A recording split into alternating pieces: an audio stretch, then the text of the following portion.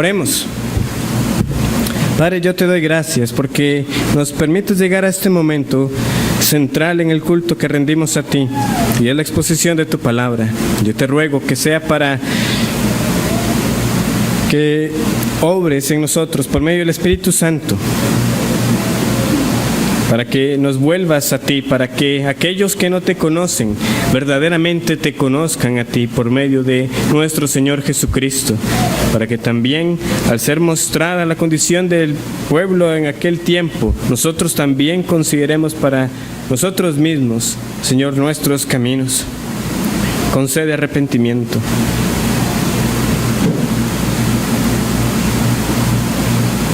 Y guárdanos, Señor, de menospreciar tu palabra. Que atendamos entonces a tu voz. Yo lo pido, sabiendo que nada merecemos, Señor, sino solamente el juicio y la condenación por nuestros pecados. Pero en Jesucristo hay perdón, hay reconciliación. Y es en Él que oramos, sabiendo que es Él el que se ha presentado, ofreciéndose a sí mismo para interceder a favor de su pueblo. Amén. Pueden tomar asiento. Yo los invito a buscar en sus Biblias, en el libro de Oseas, Oseas capítulo 4.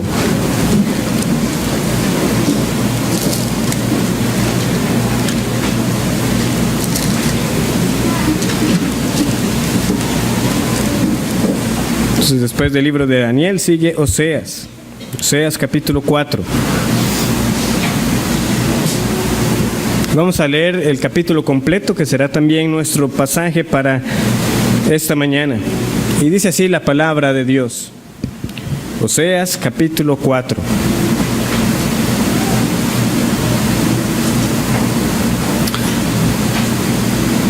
Oíd palabra de Jehová, hijos de Israel, porque Jehová contiende con los moradores de la tierra.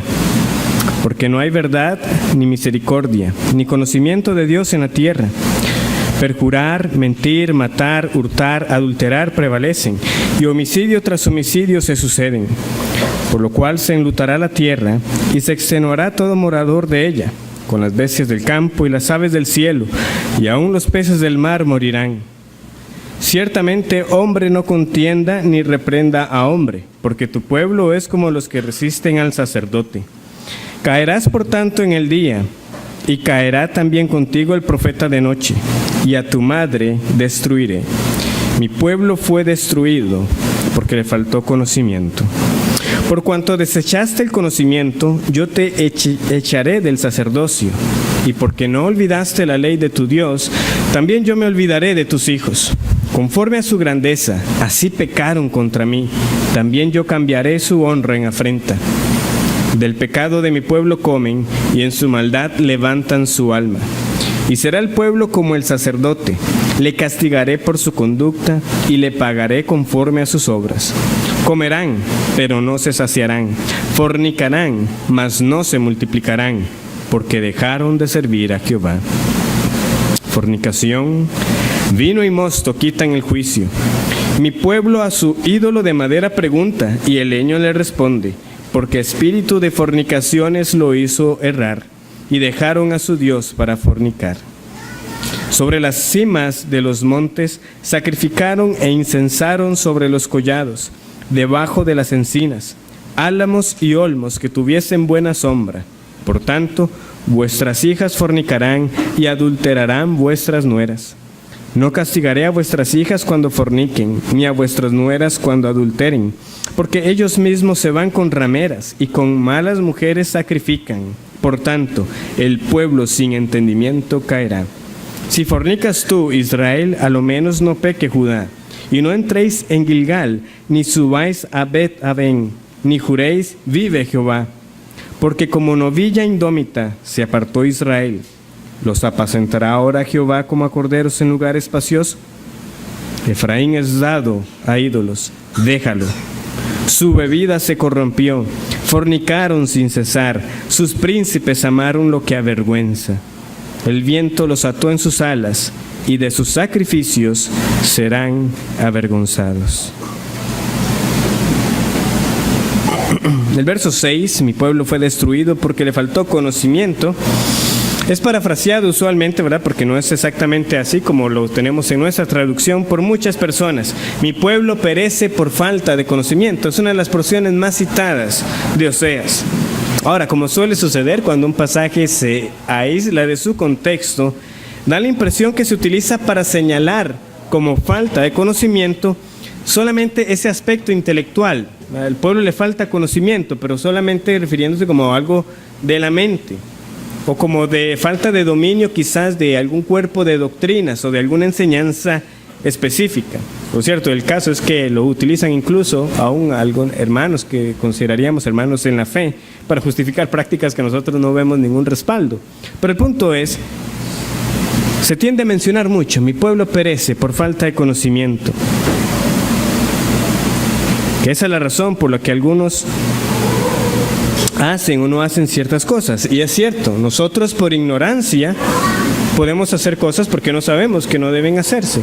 Y por ignorancia, en el sentido de no saber, puede que haya cosas que no estamos haciendo que deberíamos hacer. Pero ese es un aspecto muy superficial de la falta de conocimiento de la que habla el libro de Oseas.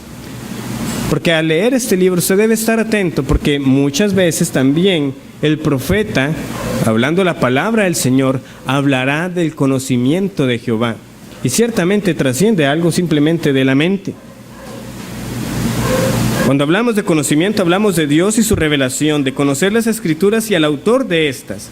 Pero en Oseas, la noción del conocimiento incluso va más de que el conocer la palabra del Señor. Es que este conocimiento está ligado al pacto del Señor. Es un conocimiento pactual. ¿Cómo lo sabemos? Bueno, porque lo hemos visto ilustrado en los 3 primeros capítulos de la introducción del libro de Oseas, los cuales simplemente recapitulo para aquellos que no han estado, igual para nuestro repaso. ¿Cómo ha sido ilustrado el pacto del Señor con su pueblo en Oseas? Bueno, ha sido ilustrado por medio de un pacto, pero el pacto matrimonial, porque el matrimonio es un pacto.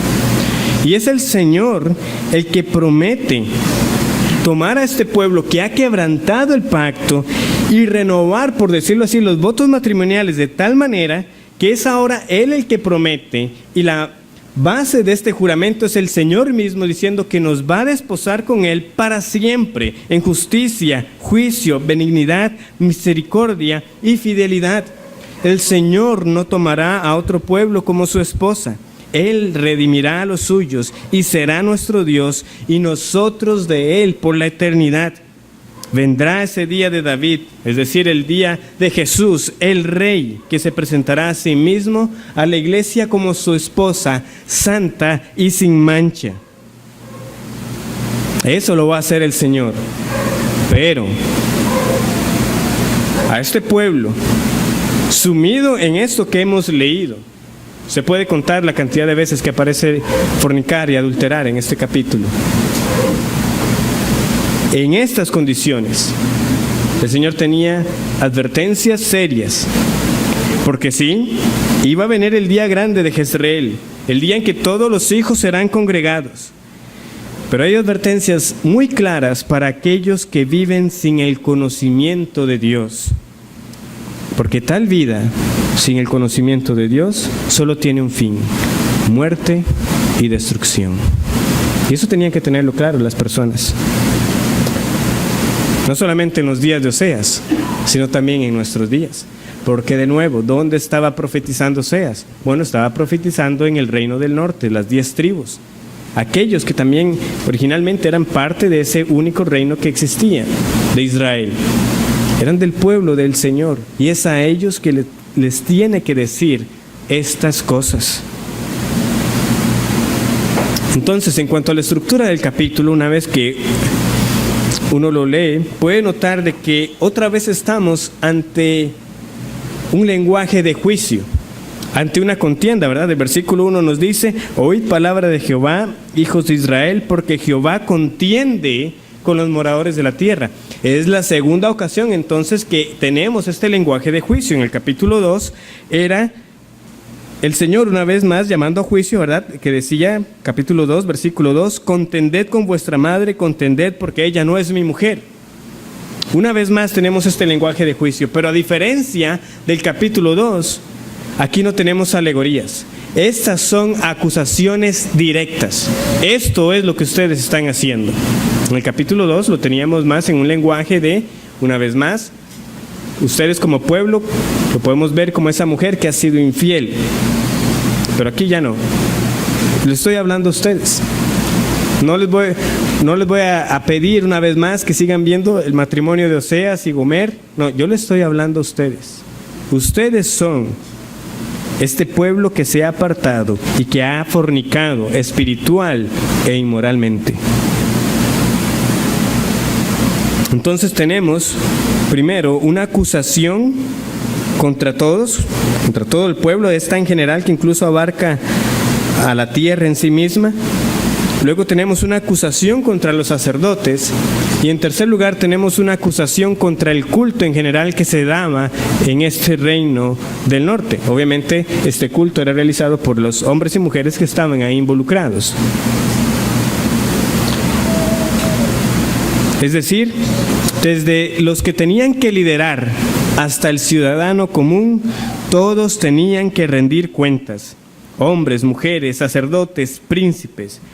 Y el Señor los llama para que escuchen las acusaciones, para que escuchen las evidencias que hay en su contra y para que escuchen la sentencia de parte de Dios.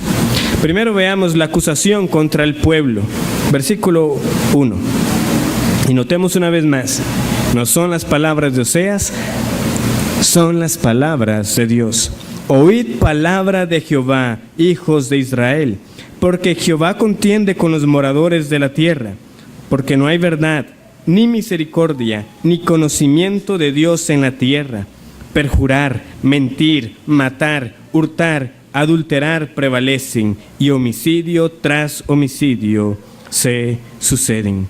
Es Jehová quien contiende, es Jehová quien tiene este litigio contra los moradores de la tierra de Israel.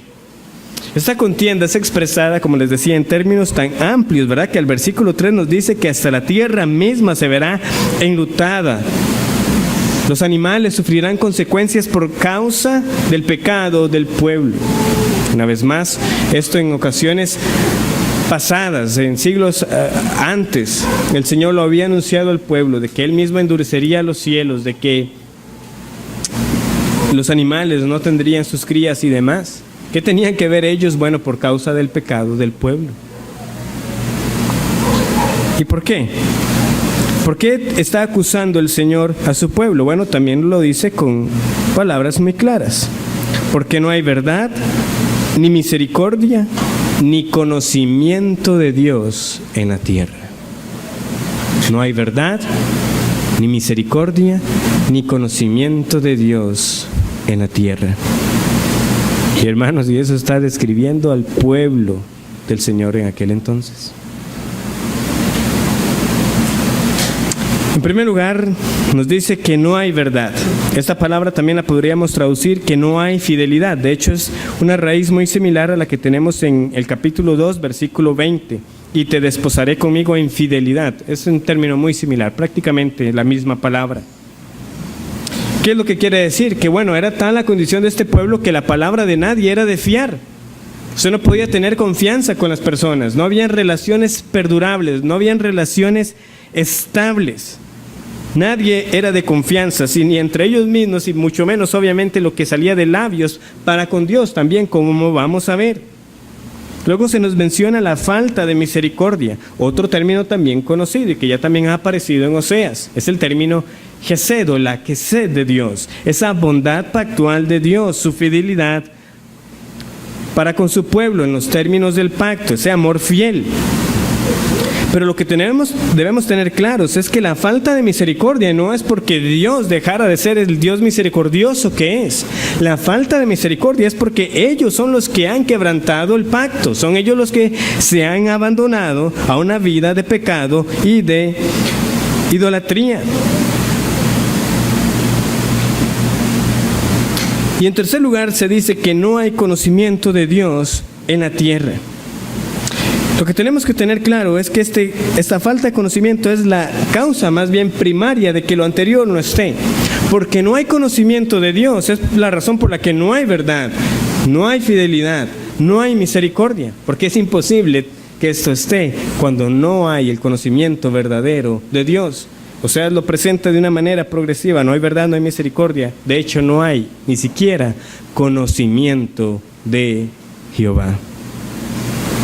Como les digo, esto va a aparecer muchas veces. Solamente les cito un pasaje más. En Oseas 6:6, ustedes lo pueden ver ahí mismo, en Oseas 6:6, donde dice el Señor: porque misericordia quiero y no sacrificio, y conocimiento de Dios más que holocaustos. Les digo, este concepto del conocimiento de Dios va entonces más allá de una mera percepción intelectual. Y esto era justamente lo que ocurría. Usted hubiera estado en esos días en este reino del norte, y no era que no había una vida religiosa. Todo lo contrario, vida religiosa había, ritos había por todo lado, sacrificios había por todo lado, ofrendas había por todo lado. Pero no eran para el Señor. Y si eran para el Señor, no eran los términos que Él había establecido. En general, lo que usted se iba a hallar era que este pueblo le daba igual ofrecer sacrificios a Jehová como a Baal o a Acera o a cualquier otro dios que quisieran adorar. Podían tener la forma, podían tener el aspecto externo de la adoración religiosa. Usted lo iba a ver, pero ¿cómo que no hay aquí conocimiento? ¿Cómo que no hay religión? Por todo lado yo veo altares, por todo lado veo montículos de piedras. Pero no estaba la vida de piedad y de verdadero conocimiento de Dios. No había. Estaba la forma, pero no estaba realmente el conocimiento. Entonces, como les digo, cuando ya entendemos este conocimiento de Dios, que va aún más allá en esos términos, claramente cuando Oseas dice que no hay conocimiento de Dios, es lo mismo que decir de que ellos han invalidado el pacto. Llama la atención de que el Señor inicia, ¿verdad?, este juicio diciendo que no hay verdad, ni misericordia, ni conocimiento. Precisamente es esto lo que Él promete restablecer cuando nos desposa con Él. Volvamos a Oseas capítulo 2, versículos 19 y 20. Es en este matrimonio renovado donde vemos que el Señor suple lo que precisamente sus redimidos carecen. Es Él asegurando las bendiciones. Recordemos, no había verdad, ni misericordia, ni conocimiento. Oseas 2, 19 y 20 dice: y te desposaré conmigo para siempre, te desposaré conmigo en justicia, juicio, benignidad y misericordia, y te desposaré conmigo en fidelidad, y conocerás a Jehová. No hay conocimiento de Dios en la tierra, pero viene el Señor y salva por gracia para que le conozcamos a Él en verdad. Así es como el Señor juró que nos desposaría.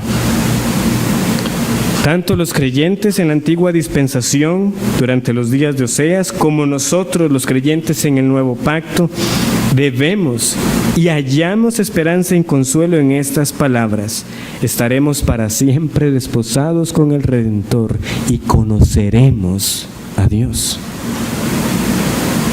Pero hubo quienes, y por el contexto de lo que hemos leído, estamos hablando de la gran mayoría, esas palabras fueron desechadas. Escucharon al Señor que estaba prometiendo: yo sigo siendo fiel, yo no he dejado a mi pueblo, yo los voy a desposar para que ustedes me conozcan, los voy a desposar en fidelidad. ¿Y qué hicieron? Desecharon y continuaron esa vida pagana. ¿Y qué sucede cuando no hay conocimiento de Dios? Versículo 2. Esto es lo que ocurre: perjurar, mentir, matar, hurtar y adulterar prevalecen, y homicidio tras homicidio se suceden. Básicamente, ¿qué nos está diciendo aquí este versículo? Toda la ley de Dios quebrantada. Oseas lo cita, no hay un orden particular. La gran mayoría, eso sí, de lo que se ha mencionado aquí corresponde a lo que algunos llaman la segunda parte o la segunda tabla de la ley, pero el punto es, todo ha sido quebrantado. Y Oseas simplemente, mencionando las palabras del Señor, cita de manera resumida el decálogo, los 10 mandamientos. El perjurar que tenemos aquí, ¿a qué corresponde? Bueno, corresponde a aquellos juramentos en vano que el pueblo hacía. Por eso les decía que no había verdad, no había fidelidad, nadie era de fiar con lo que salía de sus bocas. Ellos van a decir más adelante, vive Jehová, pero decir eso para ellos realmente no tenía ningún valor. Ellos no estaban realmente considerando al Dios que salía de sus labios. ¿Qué quiere decir esto? Estaban quebrantando el tercer mandamiento, estaban tomando el nombre de Dios en vano. El segundo, ¿verdad? También es bastante claro, mentir. No hablarás falso testimonio contra tu prójimo. El 9º mandamiento. Matar es una clara referencia al 6º mandamiento, no matarás. Hurtar es otra alusión explícita al 8º mandamiento, no hurtarás. Y finalmente tenemos la alusión al 7º mandamiento, no adulterarás. Y como veremos en los siguientes versículos, claramente y de sobra ese mandamiento estaba siendo quebrantado vez tras vez, de manera abierta, flagrante. ¿Y qué de ese homicidio tras homicidio que leemos ahí? Y homicidio tras homicidio se suceden. Bueno, hay varias maneras que podríamos tomarlo. En primer lugar, cabe recordar que el reino del norte, si algo también lo caracterizó, fueron las constantes conspiraciones, de manera que hacia el final de este reino, más bien lo inusual era encontrar un rey que muriera de causa natural. ¿Qué era lo habitual? Que murieran producto de una conspiración. Era homicidio tras homicidio. Mataban a un rey y venían los otros, se sublevaban y mataban al otro y así continuamente. Pero también podemos y debemos recordar el acto de homicidio, porque no tiene otro nombre, que era cometido contra bebés, contra niños y niñas que eran quemados en dedicación a los dioses falsos. Así era el poco valor que le dieron a la vida humana, sacrificando sus propios hijos al fuego. Así despreciaron la vida del hombre hecho a la imagen de Dios para agradar a sus imágenes de dioses falsos. Quiere decir que en esta expresión tenemos quebrantado el 1er y 2º mandamiento también. ¿Por qué? Porque claramente tuvieron dioses ajenos y se hicieron imagen además. Aparte obviamente del reiterado quebrantamiento del mandamiento de no matar, al matar tanto a reyes como a sus hijos. Este versículo nos muestra entonces cuán constante, cuán frecuente eran las violaciones a la ley de Dios y pone de manifiesto las consecuencias de la falta de conocimiento de Dios. Una vez más, no es a nivel intelectual, no era esa ignorancia de no saber los mandamientos de Dios, porque ninguno de los mandamientos de los que estamos leyendo aquí que fueron quebrantados fueron pecados de omisión. No, fueron pecados de hecho. Los cometieron porque los quisieron hacer. Quitar la vida no es un pecado de omisión, es de hecho. Ellos quitaron la vida. La mentira no es un pecado de omisión. Usted miente con sus palabras abiertamente a su prójimo y a Dios.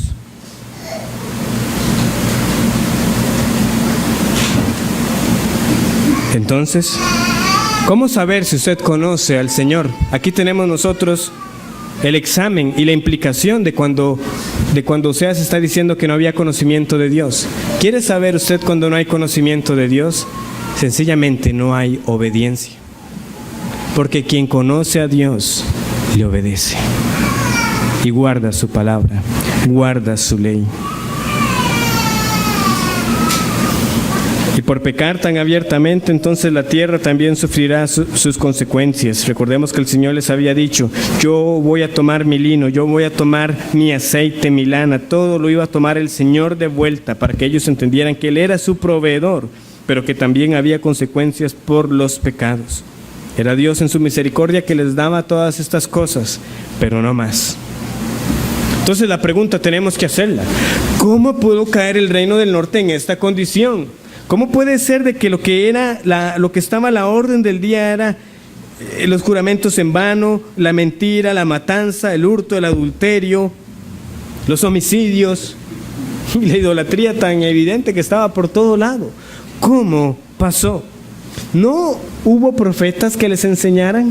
¿No hubo profetas que les mostraran su mal camino? ¿Fue apenas Oseas, un hombre solitario, que en una época particular les habló acerca de la ley de Dios? No, el Señor les envió muchos profetas, siendo Oseas muchos, uno entre muchos de los que el Señor envió. Una vez más, Segundo de Reyes 17, 13 y 14 dice lo siguiente. Pueden buscarlo si desean, yo leo para ustedes. Segundo libro de Reyes, capítulo 17, versículo 13 y 14.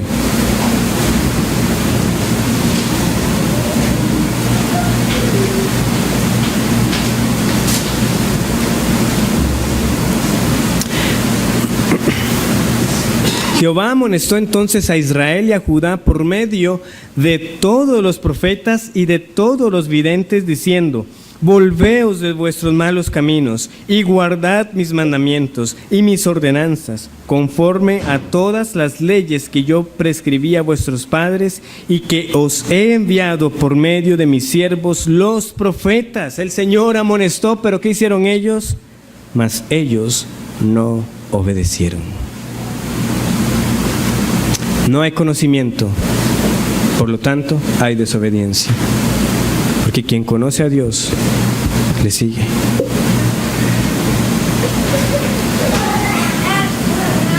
Pero no solo los profetas instruían al pueblo por medio de las revelaciones. Particularmente el Señor había delegado a los levitas, de donde salían los sacerdotes, la labor de la enseñanza. O sea, ¿cómo el pueblo aprendía la ley de Dios? Bueno, los levitas estaban llamados a estar enseñando la ley al pueblo, para que la conocieran. Y es precisamente ahora con los sacerdotes que el Señor procede a acusar. Versículo 4.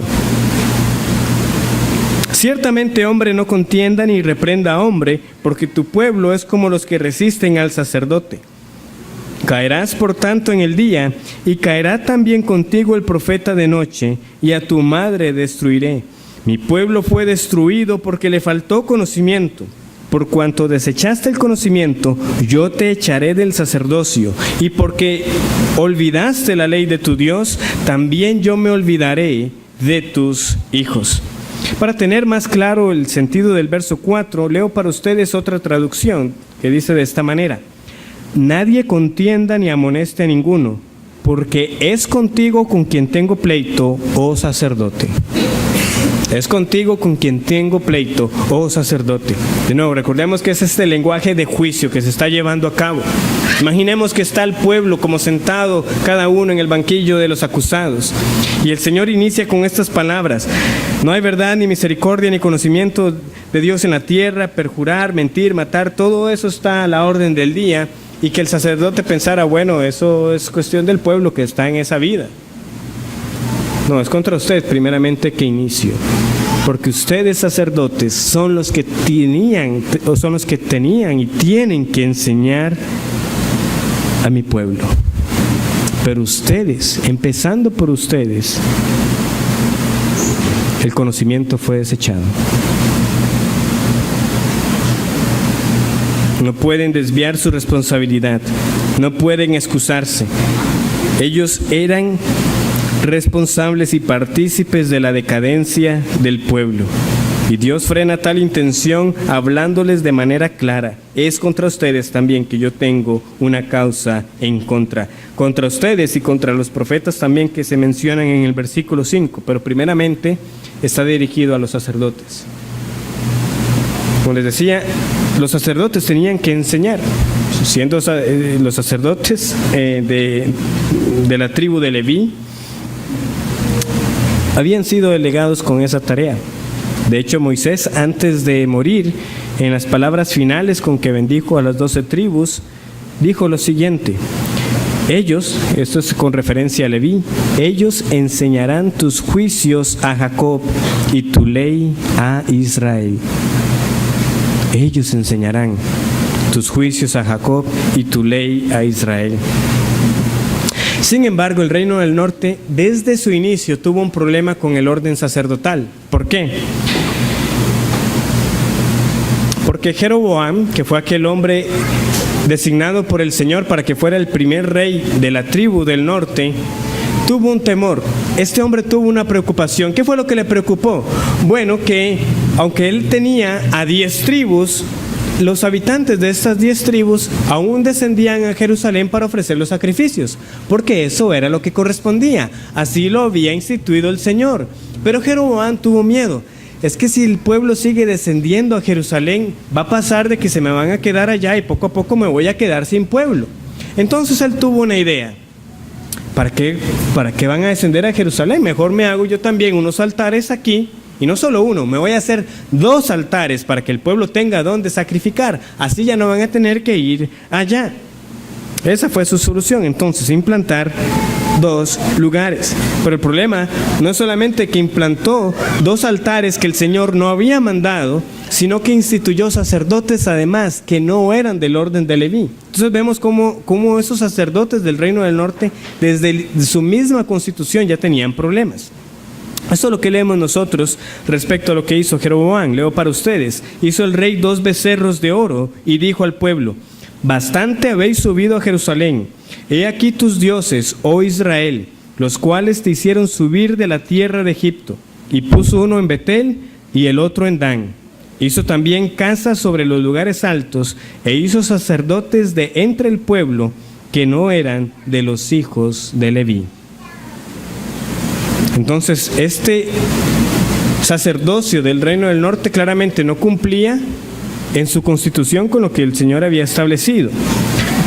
Pero no solo eso, no cumplieron tampoco su función.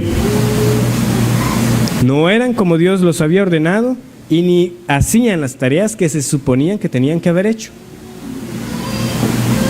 La razón de la falta de conocimiento que destruía a la nación empezaba por los que se suponían debían enseñar. Ellos lo desecharon, ellos se olvidaron de la ley de Dios, hacían según su parecer y nada frenó al pueblo de hacer lo mismo. ¿Por qué? Porque si esto es lo que hacen los sacerdotes, nosotros también lo vamos a hacer. Si los sacerdotes sirven a los otros dioses, ¿por qué no lo podemos hacer nosotros que somos del pueblo? Vean el versículo 7. Conforme a su grandeza, así pecaron contra mí. También yo cambiaré su honra en afrenta. Del pecado de mi pueblo comen y en su maldad levantan su alma. Y será el pueblo como el sacerdote. Le castigaré por su conducta y le pagaré conforme a sus obras. Comerán, pero no se saciarán. Fornicarán, mas no se multiplicarán, porque dejaron de servir a Jehová. Tal parece que antes de la caída de Samaria, estos sacerdotes vivían días prósperos. Ellos no estaban interesados en reformar su conducta ni la conducta del pueblo. Ellos no estaban interesados en volver al camino trazado por el Señor. Fuera Dios o cualquier otra deidad, lo que ellos estaban tranquilos es que seguían obteniendo su ganancia. Por eso vemos aquí, del pecado de mi pueblo comen. Esos sacerdotes, mientras tuvieran sus necesidades satisfechas, ellos estaban bien. A ellos no les importaba realmente la condición espiritual de la nación. Claramente comían ¿de qué? De los sacrificios que también le daban a los ídolos. Estaban comiendo del pecado del pueblo. Ellos tomaban sus raciones y no les importaba realmente, más que la adoración a Dios, más que promover el verdadero conocimiento y la obediencia. Ellos instaron a las multitudes a pecar con el fin de obtener mayores ganancias. Uno podría imaginar que esta era su forma de pensar. ¿Para qué conformarme con lo dedicado a Jehová si puedo obtener, además de lo dedicado a Jehová, lo que dediquen a Baal, lo que dediquen a Asera, a cualquier otro dios? Yo me quedo con todo.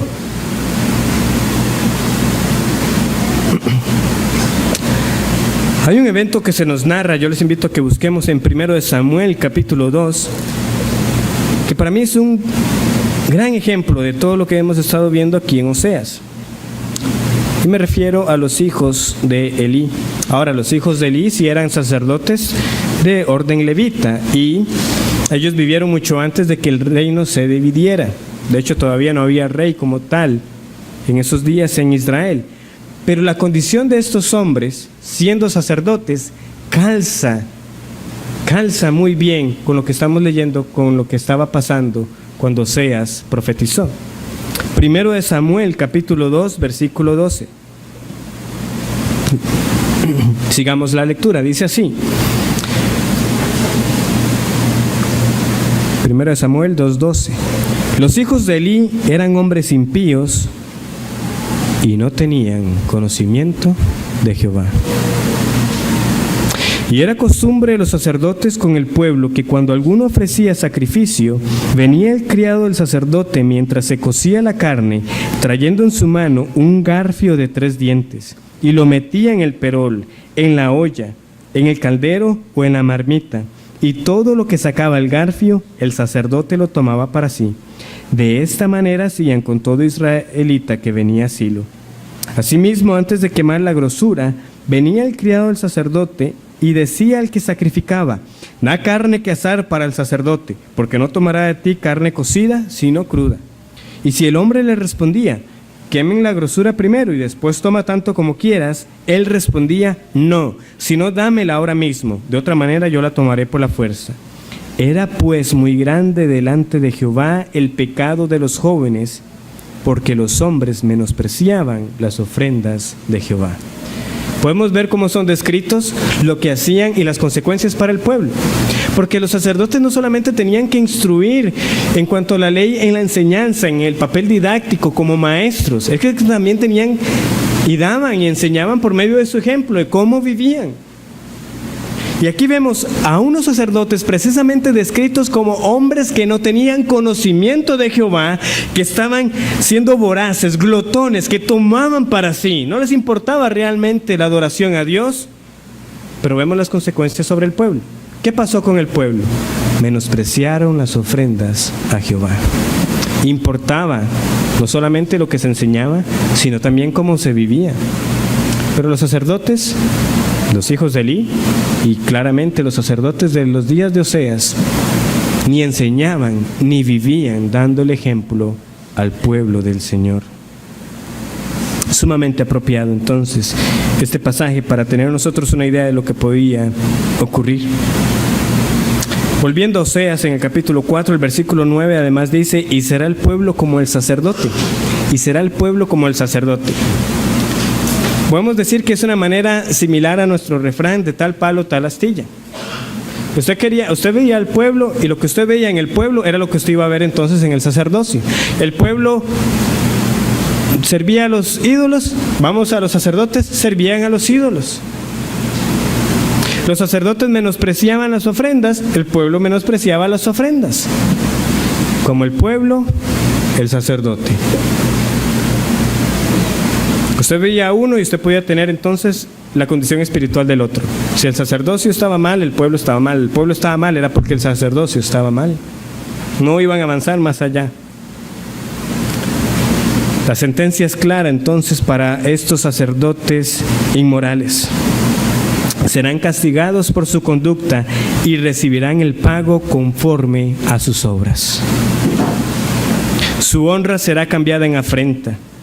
Ellos desecharon a Jehová, Jehová los va a desechar a ellos. Ellos olvidaron la ley, Dios se va a olvidar de ellos. Dejaron de servir a Jehová, Dios entonces va a eliminarlos como sacerdotes. Vean lo que dice el versículo 10: comerán pero no se saciarán, fornicarán mas no se multiplicarán. Dejarán de ser. Recordemos que eso sí, el sacerdocio era hereditario. El hijo de un sacerdote, lo más seguro, iba a dedicarse al sacerdocio también. Y en el caso, una vez más, de estos sacerdotes, ¿qué es lo que sucede? ¿Cómo se estaban multiplicando ellos? Por medio de la fornicación. Tal era la condición de este pueblo. y de este sacerdocio. Pero el Señor, que es el soberano sobre la vida, va a cerrar la matriz para que se dejen de multiplicar, para que no haya más sacerdotes de este tipo. Sería maldito el fruto del vientre, porque dejaron de servir a Jehová.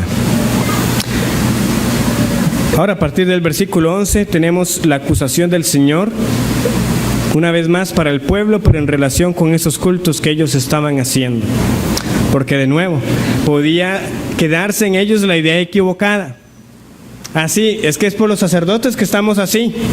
No, ustedes son los que han ofrecido esos sacrificios. Ustedes son los que se han desviado.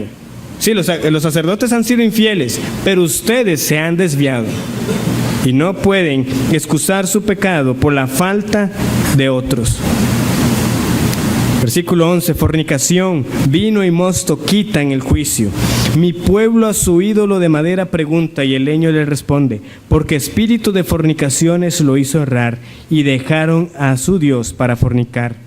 Sobre las cimas de los montes sacrificaron e incensaron sobre los collados, debajo de las encinas, álamos y olmos que tuviesen buena sombra. Por tanto, vuestras hijas fornicarán y adulterarán vuestras nueras.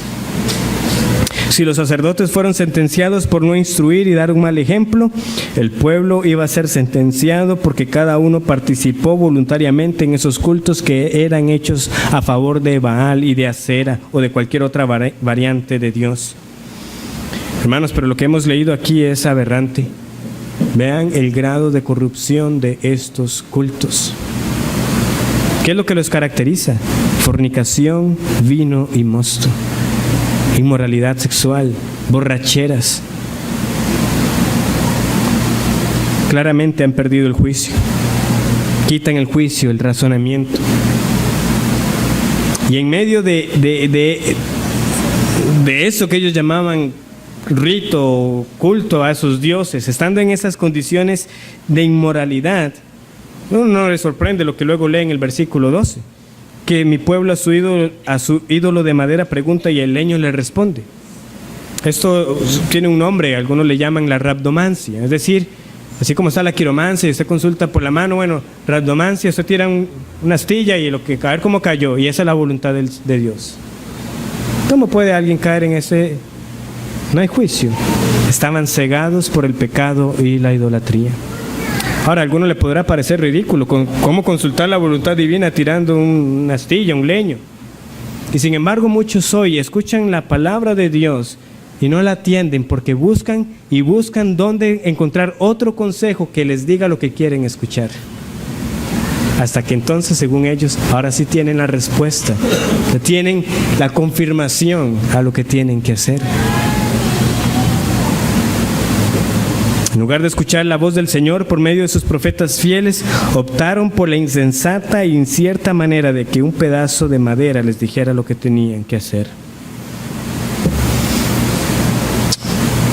Por otro lado, si Jeroboam se le había ocurrido la idea de tener 2 altares para que ofrecieran sacrificio, ¿qué es lo que hemos leído nosotros en el versículo 13? Sobre las cimas de los montes, sobre los collados, debajo de las encinas, ahora por todo lado.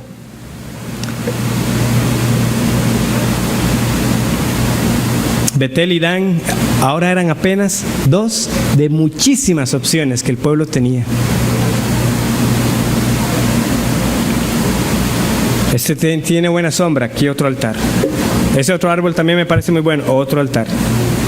Y aquel lugar alto, ahí no tenemos, otro altar. Donde quiera que usted pusiera su mirada, iba a encontrar evidencias de un pueblo que se había vendido a hacer lo malo. Y no solamente era lo que ellos formaban ahí, eran los ritos y los actos que se daban. Vean, el versículo 13, donde nos dice que las hijas y las nueras fornicarán y adulterarán, aún aquí uno puede conceder cierta duda en cuanto a qué ocurría ahí. Algunos comentaristas quieren sugerir de que ahí se daban ciertos actos sexuales, pero realmente no tenemos la evidencia para decir de que eso estaba pasando en esos altares que hacían debajo de los árboles. Pero el versículo 14 ya no deja lugar a duda de que la fornicación espiritual también se traducía en inmoralidad contra el cuerpo. El versículo 14 no hay otra manera de entenderlo que hombres y mujeres dando sus cuerpos para actos perversos. Ahora, el versículo 14 hay que entenderlo como una pregunta. ¿No castigaré a vuestras hijas cuando forniquen, ni a nuestras nueras cuando adulteren? Porque ellos mismos se van con rameras y con malas mujeres sacrifican. Por tanto, el pueblo sin entendimiento caerá. Esta expresión de hablar de nueras y de las hijas es simplemente para hablar en general de las mujeres. Que tanto hombres como mujeres estaban pecando. Porque de nuevo, usted no puede separar el pecado del hombre con quien lo cometía. ¿Con quiénes iban a pecar estos hombres? Sino con las mujeres que también se estaban prestando para estos actos. Y las habían de todos tipos. Estaban aquellas que simplemente se daban a una vida de inmundicia, rameras como tales. Y estaban aquellas que uno podría calificar como prostitutas de estos altares, de estos templos. ¿Cuál era la intención en el fondo según ellos? Bueno, que cuando usted llegaba y ofrecía su supuesto sacrificio a su dios falso, usted ejecutaba este acto inmoral para estimular la fertilidad y la fecundidad.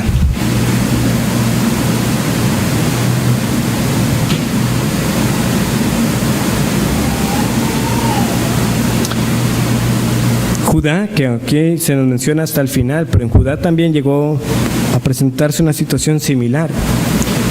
No sabemos con respecto al reino del norte, pero no sería nada extraño que aquí también hubiera ocurrido. Pero en Judá no solamente habían mujeres, habían también hombres para aquellos que así lo preferían.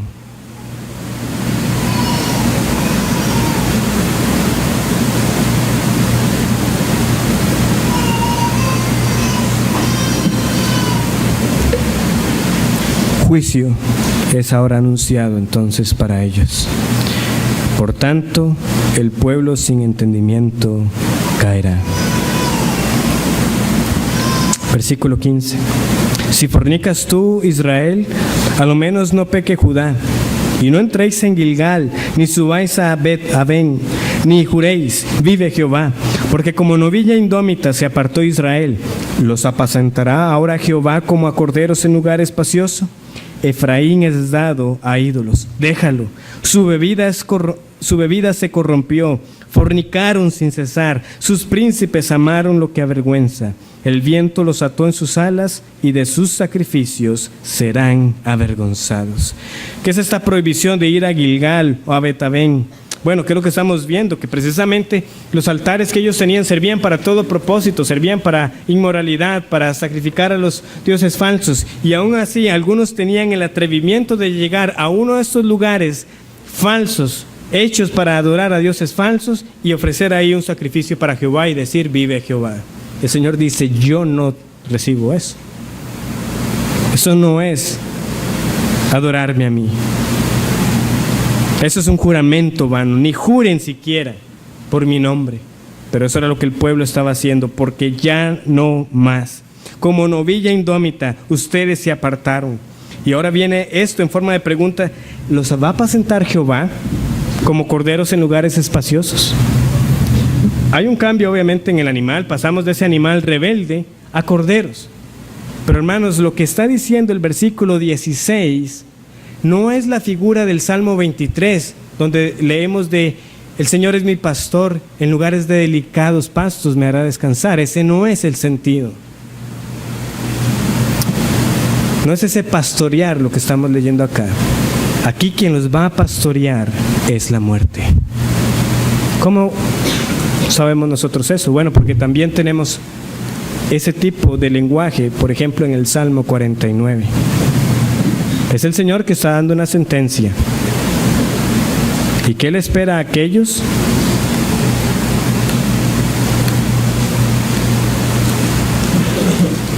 sin conocimiento de Jehová. Salmo 49, versículo 14.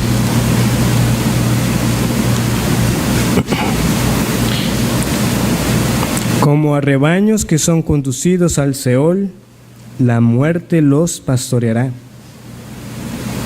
y los rectos se enseñorearán de ellos por la mañana.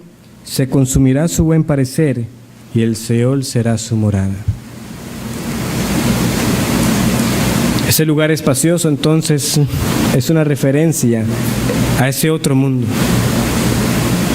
La muerte es lo que les espera, el Seol.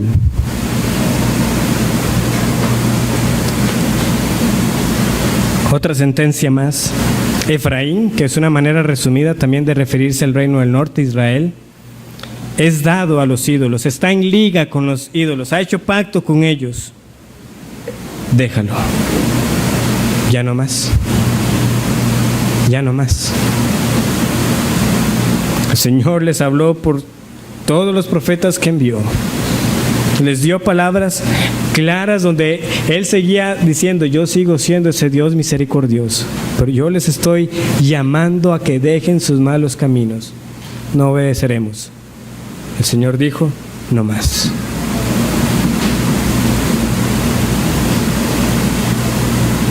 Su bebida se corrompió, fornicaron sin cesar, sus príncipes amaron lo que avergüenza. Vemos también que el Señor no se olvidó también de los reyes que nunca hicieron nada por impedir la decadencia espiritual de la nación, sino que más bien también los alentaron, y también ellos, porque también ellos iban a quedar sin príncipes, ¿verdad? Como el Señor les había advertido también, y finalmente serán arrebatados. El viento los ató en sus alas, y de sus sacrificios serán avergonzados. Lo único que restaba para esta nación era que llegara el día en que iban a ser completamente destruidos, y ese día llegó cuando los asirios los llevaron cautivos. Nada quedó.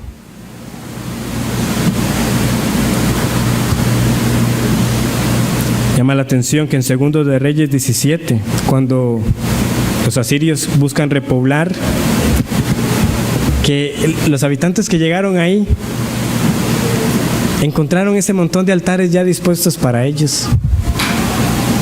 De sus sacrificios serán avergonzados. Ellos hicieron tantos altares que cuando llegaron estas otras naciones también con sus ídolos falsos, dijeron: pero aquí ya hay altares que podemos reutilizar. Hay por todo lado. Y cada uno seguía sirviendo a sus dioses falsos. Pero ¿qué de aquellos que fueron exiliados?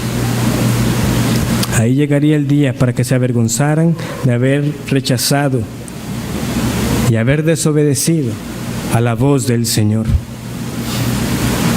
Quiero finalizar con unas breves aplicaciones.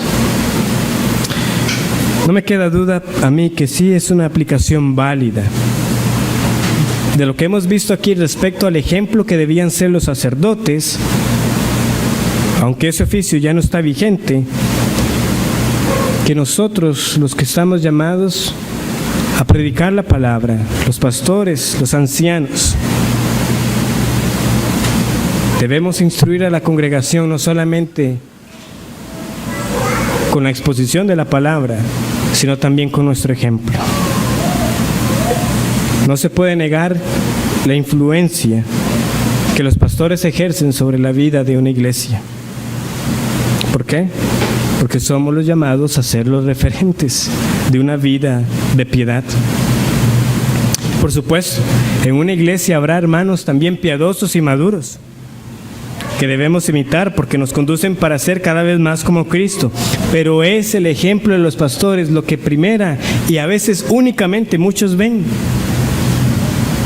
Y este dicho, como el pueblo así el sacerdote, tristemente nosotros podemos verlo también en las vidas de congregaciones, cuando la vida de esos hombres ciertamente no es una vida tampoco de piedad.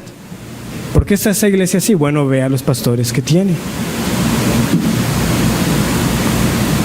Donde un pastor toma en poco la palabra de Dios, lo mismo se puede esperar del resto de la congregación. Si el pastor no se preocupa por una vida de piedad, ¿por qué la esperaría usted de los que asisten a ese lugar? Donde los pastores den por menos la oración, tal será el reflejo en la iglesia. Donde los pastores no den importancia a la vida de familia, no, ustedes no esperen que esa congregación se preocupe por la vida familiar.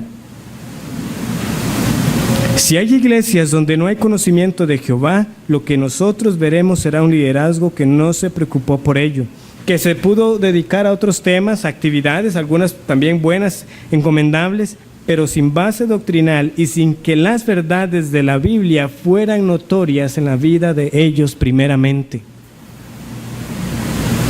Hermanos, esto incluso ha pasado en iglesias que tuvieron a hombres fieles enseñando la palabra de Dios, que sin duda expusieron el Evangelio. Hay iglesias que la condición en la que están ahora, uno no se la pudo haber imaginado cuando considera cuáles fueron los hombres en el pasado que estuvieron ahí exponiendo la palabra de Dios. Y si eso pasa aún en esos casos, ¿cuánto más donde no se expone a Dios y la excelencia de su ser, la perfección de sus atributos, la magnificencia de su santidad, la rectitud de sus juicios, la profundidad de su amor? ¿Qué va a ocurrir donde eso no se expone? Va a ocurrir lo mismo. Iglesias que se irán en declive. Pero hermanos, en tal caso la amonestación no es para que pongamos nuestra mirada en lo que ocurre en otras iglesias, es para que pensemos en nosotros. Porque nos puede pasar una mala decisión por aquí, otra mala decisión por allá, y poco a poco vamos perdiendo el rumbo. Poco a poco el liderazgo podría tropezar, y con ello la iglesia. Jeroboam solamente agregó 2 lugares más para que no vayan a Jerusalén. Años después, en todo lugar usted veía altares para dioses falsos. Inició solamente con 2, pero luego eso proliferó. Por eso, hermanos, no dejen de orar por nuestros pastores, por nosotros como iglesia. Y cuando oramos por los pastores de otras iglesias, oremos para que el Señor guarde el testimonio de sus ministros. Hermanos, porque vivimos en días donde es cuestión de minutos para que una noticia que trae deshonra al nombre de Cristo sea conocida mundialmente.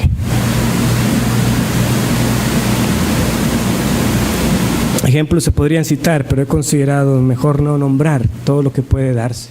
Pero ustedes pueden saber de todo lo que puede pasar.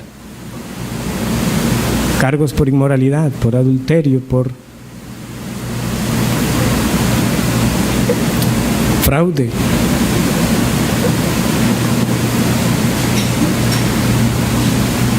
No tengo estadísticas, pero no las necesito. El libro de Jueces nos dice a nosotros cuán pronto un pueblo se puede apartar, cuán pronto una iglesia podría caer en una condición como la que hemos leído aquí. ¿Cuánto pasó desde la muerte de Josué a que se levantara una generación que no conocía al Señor? Una. Y toda aquella generación también fue reunida a sus padres y se levantó después de ellos otra generación que no conocía a Jehová ni la obra que Él había hecho por Israel. Hermanos, una generación es lo que puede pasar para que de este lugar se diga que se levantó una generación que ya no servía al Señor. ¿Cómo? ¿La iglesia en los lagos? Sí, la iglesia en los lagos podría ocurrir. Esto sin olvidar, por supuesto, la responsabilidad individual en nuestros hogares, nosotros como esposos para con nuestras mujeres, de padres hacia nuestros hijos, a quienes debemos instruir y enseñar y ser ejemplo en la fe. Pero en la iglesia, el Señor ha establecido las cualificaciones del que anhela el obispado. Que los que ahora estamos como pastores, sea que ya estemos o no estemos, o que nosotros como iglesia debamos confirmar a alguien más como un don, ya sea para esta iglesia o para otra iglesia, para otra obra que el Señor nos conceda, debemos tomar con toda seriedad a quien damos el púlpito, no solamente por el hecho de alguien que sea apto para enseñar, sino también porque cumple con todo lo demás que nos dice la Escritura que debe cumplir, como ejemplo. Mi pueblo perece por falta de conocimiento, sí, pero ¿por qué llegó esa falta de conocimiento? Porque los que tenían que hacerlo no lo hicieron. Pero como este pasaje nos ha mostrado, aunque los sacerdotes tenían un papel que desempeñar, ninguno pudo excusar su pecado por la falta de los otros. Así como ninguno de ustedes podrá excusar su pecado y decir, es que los pastores nunca me dijeron o me enseñaron tal cosa, o es que yo vi al pastor hacer eso y por eso yo también lo hacía. No, asegúrese usted de que está honrando al Señor con lo que hace y con lo que dice. Cada quien se desvió tras los dioses ajenos y pecó contra Jehová. Así que aquí nadie tampoco puede delegar su responsabilidad. Si usted está sirviendo a los ídolos, cualesquiera que estos sean la lujuria, la vanagloria de esta vida, el orgullo, la codicia, las posesiones, su reputación, ha de temer que estas palabras sean dichas de usted. Dado a los ídolos, déjelo. Y después de escuchar y escuchar, ya no haya más llamado del Señor al arrepentimiento para su alma. No se engañe, no se puede servir a dos señores. Los israelitas pretendieron seguir sirviendo a Jehová como servían a Baal, sirviendo a Asera como servían a Dios. Pero aunque tuvieran sacrificios, aunque tuvieran las fiestas ceremoniales que según ellos dedicaban al Señor, nada de eso agradaba ya a Dios. O sirve y ama a uno y aborrece al otro, pero no puede servir a los dos. No se compensa con Dios apartando un tiempo, un día a la semana, estando aquí para escuchar la palabra, para cantar y vivir el resto de su semana para usted dado a los ídolos. Incluso aunque ahora usted vea en su vida prosperidad, de que tal estilo de vida le va bien, saco un tiempo el domingo, que me quedo bien con Dios y el resto de la semana hago lo que yo quiero y me va bien, tengo de todo, nada me falta. No se engañe por esa prosperidad como aquellos sacerdotes pensaron que todo estaba bien porque nada les faltaba. En el día final usted se avergonzará. En el día final el Señor traerá todo pecado. Y usted verá la insensatez de haber creído que se podía vivir sirviendo a Dios y a los ídolos. Pero la Escritura afirma que todo aquel que creyere en Él, en Jesucristo, no será avergonzado. En el día final, sí, muchos serán avergonzados, pero si usted está en Cristo, en la roca firme, sépalo bien, el que en Él creyere no será avergonzado. Hoy es el día para conocer verdaderamente a Dios por medio del Hijo y dejar atrás a todos estos ídolos falsos que solamente dan recompensas temporales y que solamente llevan a la condenación. Y vea bien por lo que hemos leído. Usted no tiene que vivir esta vida dudando, pensando, ¿cómo sé yo si realmente estoy sirviendo a los ídolos? ¿Cómo sé yo que realmente estoy viviendo a Dios? Vea que el pasaje ha sido muy claro. Cuando usted no conoce verdaderamente a Dios, su vida es de continuo pecado contra la ley del Señor. Perjurio, mentira, engaño, asesinato, de mente, de acto, de hecho. Va a quedarse usted con la duda, ¿seré o no o seré? Si esa es su vida, sepa que lo que muestra es que está sirviendo a los ídolos, que está sirviendo a lo que no es Dios.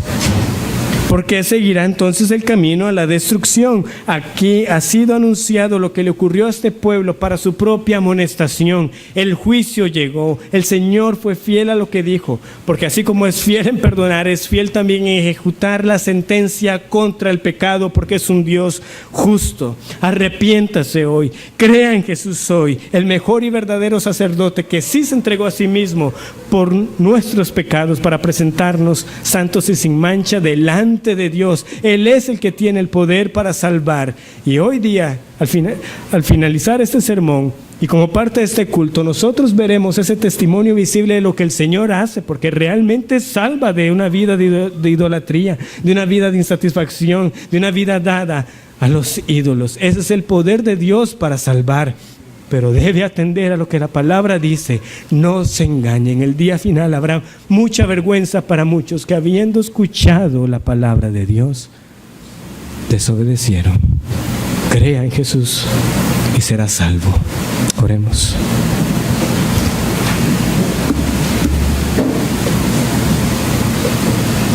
Padre, te damos gracias por tu palabra. Por medio de tu Espíritu, tú transformas. y haces sabio al que era sencillo. Danos entendimiento para seguir examinando en nuestras vidas dónde están todavía esos altares que debemos seguir derribando, aquellos ídolos que debemos sacar con determinación. Muestra a aquellos también que están cegados, pensando que están agradando con su vida a ti, porque cumplen con cierta cuota de vida religiosa. Oh, Señor, ese fue el pecado de este pueblo. Tuvieron una vida religiosa externa, pero realmente no te conocían. Oh Señor, quita la venda para que podamos ver a Jesucristo como es, ese Redentor y Salvador, el único que nos lleva a ti. En el nombre del Señor lo pedimos. Amén.